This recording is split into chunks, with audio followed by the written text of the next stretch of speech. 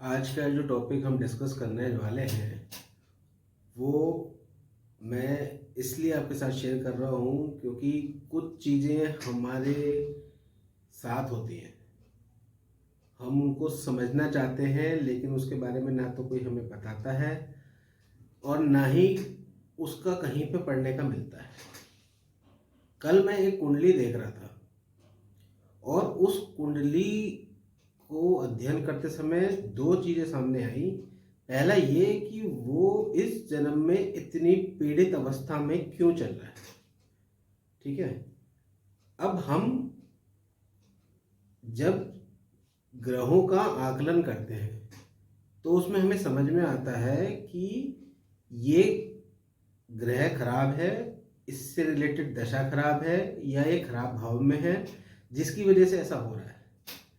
लेकिन उस कुंडली के अंदर जो एक एनर्जी आ रही थी देखते समय, जो महसूस हो रही थी, वो ये आ रही थी कि इस व्यक्ति ने पिछले जन्म में कुछ ना कुछ तो गलत करा है जिसका ये प्रोसेस या जो इसका पेमेंट है या जो भुगतान हो रहा है या ये जो भुगत रहा है वो इस जन्म में कर रहा है। तो क्यों कर रहा है ये?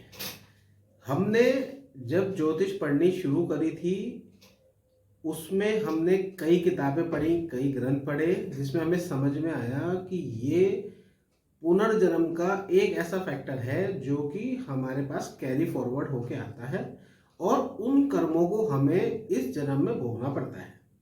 लेकिन इसके बारे में कोई डिटेल्ड डिस्क्रिप्शन कहीं पर नहीं है। लेकिन बीइंग ए एस्ट्रोलॉजर मैं आपको ये बताना चाह रहा हूँ और मुझे खुद समझ में आ रहा है कि अगर हमारे साथ के जो भी लोग हैं वो अगर ऐसा कोई भी चीज़ नोटिस करते हैं तो उसको शेयर जरूर करें। उस शेयर करने से क्या है कि जो लोग सीख रहे हैं या जो लोग सीख चुके हैं और उनको क्यूरियोसिटी है उनके लिए अच्छा है। तो अब फैक्टर क्या इंपॉर्टेंट था ये मैं आपको बताता हूँ। मोस्टली हमें ये पता है कि हम पूर्व जन्म का जो हम चार्ट देखते हैं, ठीक है, तो हमें ये पता है कि 5th हाउस बहुत इंपॉर्टेंट है उस फैक्टर को जानने के लिए। लेकिन दूसरा इंपॉर्टेंट फैक्टर जो कल की कुंडली में मुझे नजर आया उसमें 9th हाउस का रिफ्लेक्शन आ रहा था। अब हम दोनों चीजों को कंसिडर कैसे कर सकते हैं? पहली चीज, हमने जो चक्र पढ़ा है जो हमें समझ में आता है कि जन्म की एंट्री जो है वो 5th हाउस से होती है और उसकी जर्नी खत्म होती है 9th हाउस की तरफ को। तो यहाँ पर ये जो कॉम्बिनेशन बना हुआ है जो 5th से एंट्री करके और लगन होते हुए 9th पे जाती है, ये इसकी पूरी सोल की ट्रांसफॉर्मेशन है कि हम किस तरीके से उसको लेके जाते हैं। ठीक है, तो यहाँ पे 9th हाउस का इम्पैक्ट बहुत आता है। अब कैसे आता है ये मैं आपको समझाता हूँ। जैसे कि हम कोई काम कर रहे हैं, ठीक है, हमारी जॉब है, बिजनेस है, कोई भी काम है, आप देखते हो कि उस काम को करते हुए आपको सफलता मिल रही है, आपका काम चल रहा है, आपका कारोबार चल रहा है, आपकी इंडस्ट्री चल रही है, आप प्रमोशन पे प्रमोशन ले रहे हो, आप जॉब में करते जा रहे हो। लेकिन सडनली ऐसा होता है कि आपका वो अकाउंट एकदम बंद हो जाता है, वो कंपनी बंद हो जाती है, वो चलता हुआ व्यापार बंद हो जाता है। ये किस वजह से है? क्योंकि 9th हाउस का जो कंडीशन आ रही है वो आपका यहाँ पे दैवीय कृपा भाव है, यानी यहाँ पे आपको वो पावर मिल रही है जिसका आपके साथ डायरेक्ट टच है। ठीक है, अब डायरेक्ट टच किस बिहाफ पे है? जैसे हमने कोई काम करा और उसमें हमें कई लोग कहते हैं कि भाई की किस्मत बहुत अच्छी है या इस व्यक्ति बहुत भाग्यशाली है, इसको ऐसा सपोर्ट मिल रहा है। तो ये जो दैवीय कृपा जो आपको उस समय सपोर्ट में कर रही है वो 9th हाउस से मिलती है। 9th हाउस का जो सबसे बड़ा इंडिकेटर है वो ये है कि आपने पिछले जन्म में जो भी कार्य करे हैं और वो पूर्ण हो गए हैं, आपने किसी के लिए अच्छा करा और वो पूरा हो गया, तो वो अगली बार आपको एज अ बोनस, जैसे आजकल होता है कि आप कोई भी काम करते हो आपको एज अ बोनस मिलता है, आपको रिवार्ड पॉइंट्स मिलते हैं, वो कैरी फॉरवर्ड हो जाते हैं।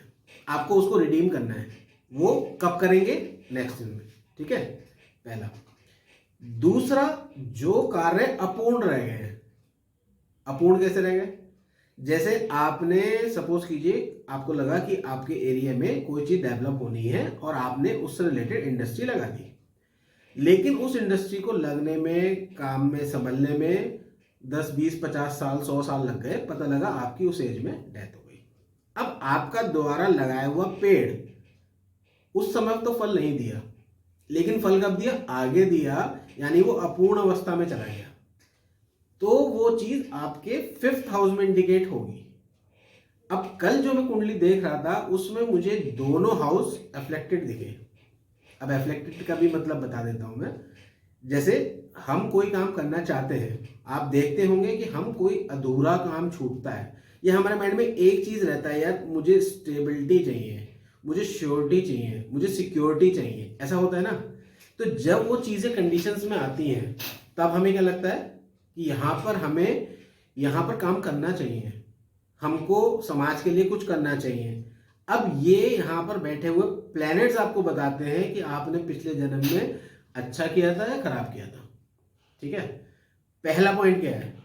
पहला पॉइंट ये है कि 5th हाउस में जो भी ग्रह बैठा है, अब मैं आपको ग्रह के हिसाब से भी समझा सकता हूं अलग अलग कि किस तरीके से होता है, लेकिन सबसे पहले हमें क्या समझना है?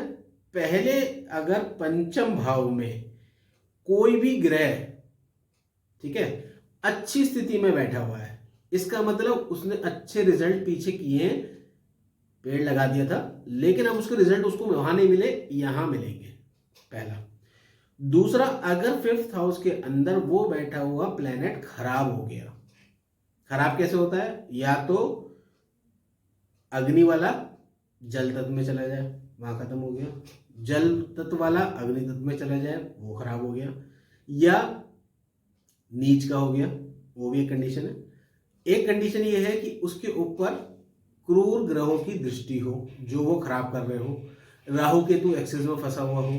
ठीक है, अब पंचम भाव यहाँ पे किस किस को इंडिकेट करता है? नॉर्मली हम किसी से पूछते हैं तो वो 3-4 चीजें कि साहब संतान है, प्रेम है, ठीक है, बॉन्डिंग है, अटैचमेंट है, इन सब ठीक सारी चीजें सही हैं, लेकिन इन सब चीजों पे असर किस चीज का आ रहा है ये हमें नोटिस करना है। अब यहां पर सपोज कीजिए सूर्य बैठा हुआ है, ठीक है, तो सूर्य किसका कारक है? सरकार का, राज्य का, आपके बॉस का, आपके घर में पिता का है, इन सब चीजों का। अगर यहाँ पे सूर्य अच्छी स्थिति में है तो आप देखिएगा आपको इस जन्म में ये सूर्य आपको बेनिफिट देगा। लेकिन अगर यहीं पे सूर्य परेशान है, सूर्य पे शनि की दृष्टि पड़ी हुई है, मंगल की पड़ी हुई है, राहु केतु एक्सिस में फंस रहा है, ठीक है, सूर्य नीच का है, आप देखिए आपकी अपने बॉस के साथ कभी डीलिंग नहीं बैठेगी, आपकी सरकार के द्वारा कहीं ना कहीं आपको परेशानी होगी, आपको जॉब नहीं मिल रही है, आप उसमें लगे हुए हैं, आपके माइंड में मुझे गवर्नमेंट जॉब ही करनी है, लेकिन वो नहीं मिल रही है। क्यों? क्योंकि आपकी पहले का भी करा हुआ अच्छा नहीं है। ठीक। दूसरा, यहां पे अगर चंद्रमा बैठा हो, चंद्रमा क्या काम करेगा? सिंपल, मन किस चीज में है? संबंध में। किससे संबंध में? प्रेम संबंध में, अटैचमेंट में। अब वो अटैचमेंट किसके लिए है? अब यहां पे अगर चंद्रमा अच्छा है तो वो पार्टनर या वो लोग या वो दोस्त जिनके साथ आपका मन लगेगा वो अच्छे होंगे, खराब होगा तो खराब होंगे। ये दूसरी थ्योरी जनरेट हुई है और ये मुझे बताते हुए बड़ा अच्छा लगा कि ये जब मैं कल देख रहा था कि इसमें कि किस तरीके से चीजें चेंज होती हैं कि ज्योतिष विद्या बोलती है। अभी तक हमने सिर्फ पढ़ा था, लेकिन कल हमने ये देखा। अब पुनर्जन्म से वो चीज कैसे रिफ्लेक्ट है? अब यहाँ पे बैठा है मंगल, सिंपल सी बात है, हमें बेसिक पता होना चाहिए, छोटे भाई बहनों का कारक है, हमारी एनर्जी का कारक है, हम कहीं ना कहीं, आप अपनी लीडरशिप के लिए फाइट कर रहे हो, जिनका मंगल बैठा हुआ है या वो अपने किसी भी तरीके से उस प्रयास में लगे हुए हैं कि मेरा अपना साम्राज्य हो, मैं भूमि में लगा रहा हूँ, मेरे पास प्रॉपर्टी हो, मेरे पास लाभ बहुत सारी चीजें हो, समझ रहे हो, इंडस्ट्री लगी हुई हो, खेती हो, जमीन हो, सब कुछ हो, ये सारी चीजें उस चीज को इंडिकेट कर रही हैं।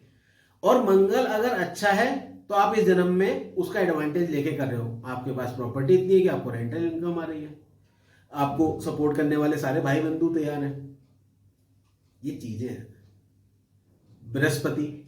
अब आप देखिए, इस पे देखिए, बहुत बढ़िया एग्जाम्पल आया।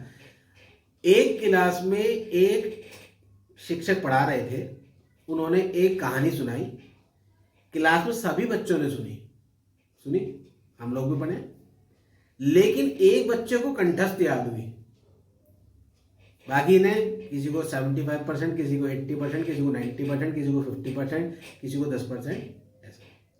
ये क्या है? क्योंकि यहाँ पे 5th हाउस है ब्लॉक करने के लिए मेधा का। ठीक है, मेधा का मतलब क्या होता है? समझना है और उसको अपने अंदर रखना है, जिसे हम स्मरण शक्ति कहते हैं। अब ये हमने पहले पढ़ी हुई थी,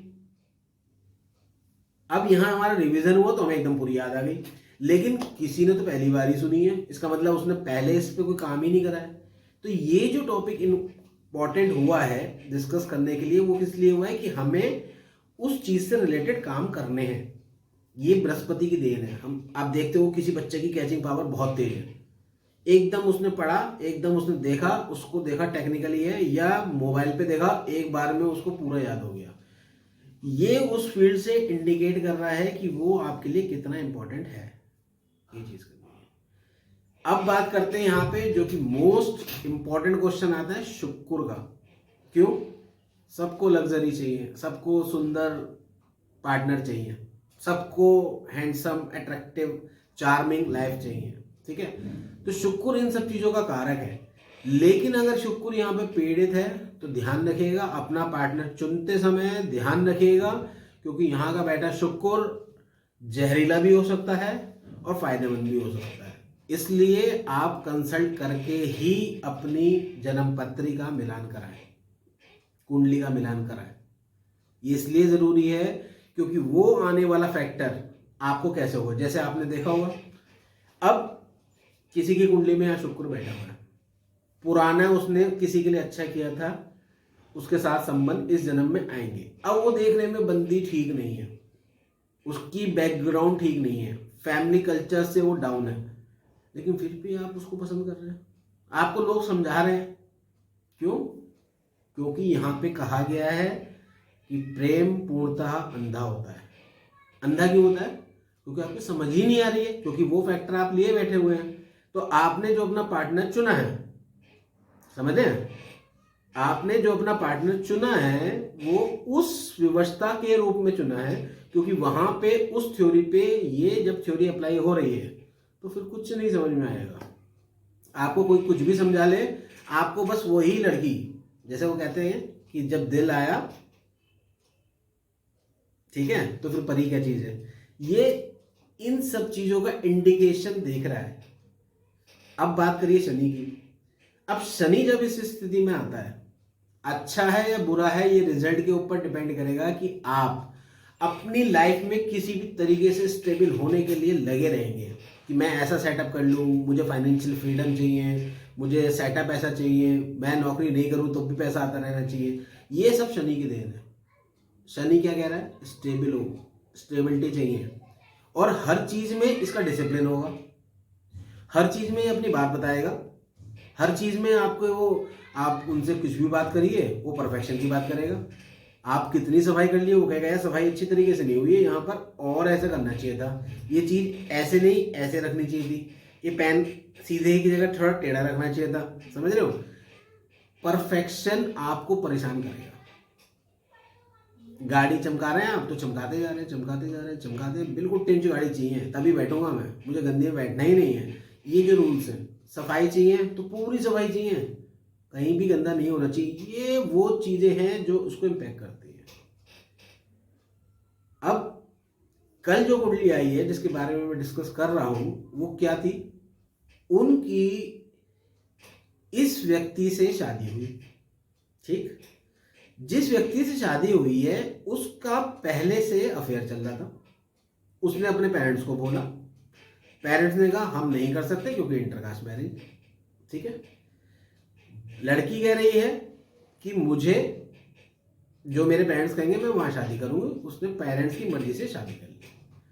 अब कुंडली में जो कॉम्बिनेशन बन के आया है वो क्या कॉम्बिनेशन बन के आया है कि ये पिछले जन्म में, क्योंकि यहां पे बैठा हुआ है गुरु, इन्होंने अपने गुरु समान व्यक्ति के साथ छल किया, ठीक है, और शादी के समय मंडप छोड़ के भाग गए वो लड़की, ठीक।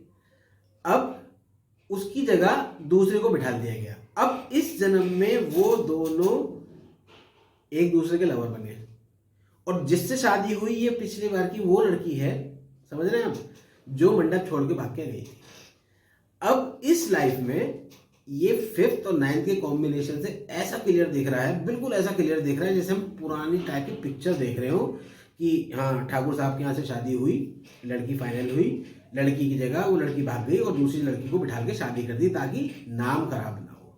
अब इस समय की जिंदगी में, आज के कंटेस्ट में, जब हमने ये बात उनसे पूछी कि ऐसा कुछ हुआ है, ऐसा कुछ हुआ है, तो उन्होंने बताया कि ऐसा ही हुआ है। और मजे की बात देखिए, यहां पर उसका चंद्रमा और लग्नेश दोनों बैठे हुए हैं 5th हाउस में, तो उसको अपना पिछली डेथ तक याद है, उसको ये सब इवेंट याद है। अब जब ये मैंने देखा और मैं खुद देख रहा था तो मुझे लगा कि बताइए, हम लोग सीख रहे हैं, पढ़ रहे हैं, ज्ञान अर्जित करने की कोशिश कर रहे हैं, लेकिन ये एक वो ऐसा कॉम्बिनेशन है जो हमें समझा रहा है कि भाई हमें किसी भी तरीके से कोई भी कार्य किसी के लिए किसी भी इच्छा से गलत नहीं करना है, ठीक है, पहली चीज। दूसरा, कोई भी कार्य आप करेंगे अच्छाई के लिए करके शुरू करके चले जाइए, आपको रिवार्ड मिलता रहेगा, कोई इशू नहीं है। आपने एक बुक लिखी, वो बिक रही है, रॉयल्टी आपके पास आई जा रही है, ऐसे काम करने हैं। सेम अगर आप गलत करते हैं, ठीक है, प्लैनेट्स, वही प्लैनेट्स चेंज हो जाएंगे। अब रिवॉर्ड आएगा किसका? खराब पॉइंट का। आपने भैया पिछले महीने 5,000 की EMI दी थी, इस बार आपकी 5,200 की हो गई है, अगली बार 5,400 हुई है। रेगुलर रॉयल्टी अच्छे काम की भी आएगी और रेगुलर रॉयल्टी खराब काम के लिए आएगी। इसलिए मेरी आप सभी से गुजारिश है, जो भी लोग मेरा चैनल देख रहे हैं या समझने की कोशिश कर रहे हैं या जो लोग सीख रहे हैं ज्योतिष, उनको मैं बताना चाहूंगा, किसी के साथ भी कभी भी गलत ना करें, अच्छा करने की कोशिश करें, और अगर आपको लगता है कि आप उसके लिए हेल्पफुल हो सकते हैं तो जरूर करें। ये मैं आपको इसलिए कह रहा हूं क्योंकि ये लाइव एग्जांपल्स जब हम लोग खुद सामने देखते हैं तो हमें लगता है कि कोई पावर, कोई डिवाइन पावर हमारे साथ है, हमें समझाने की कोशिश कर रही है कि बेटा अब यहाँ पे तुम्हें जिम्मेदारी संभालनी है, अब तुम्हें यहाँ पे सही गलत का निर्णय तुम्हारे हाथों में आया है, तो तुम अपने हाथ से गलत मत होने देना, ठीक है। इसी के साथ आज का ये टॉपिक मैं यहीं समाप्त कर रहा हूँ। उम्मीद करता हूँ आपको ये जो थोड़ा सा मैंने पुनर्जन्म का एक रिफ्लेक्शन बताया है, 5th हाउस 9th हाउस का कॉम्बिनेशन बताया है, इस पे आप समझेंगे और थोड़ा सा सीरियसली समझने की कोशिश कीजिएगा, क्योंकि जितने भी लोग सीखना चाह रहे हैं उनके लिए प्लस पॉइंट है। इसी तरह आगे के वीडियो में मैं आपसे मिलता रहूँगा, तब तक के लिए आज्ञा दीजिए। समीर भटनागर को ज्योतिषाचार्य हूँ मैं, और मिलते हैं आपको अगले उसमें एपिसोड में इसी तरीके से इंटरेस्टिंग फैक्ट क्या। नेक्स्ट टाइम से मैं आपको दिखाऊंगा कुंडलियाँ, लेकिन मैं पर्सनली नहीं करना चाह रहा हूँ क्योंकि कहीं ना कहीं ओपन भी हो जाती है, इसलिए बेटर लक नेक्स्ट टाइम। जय श्री राम।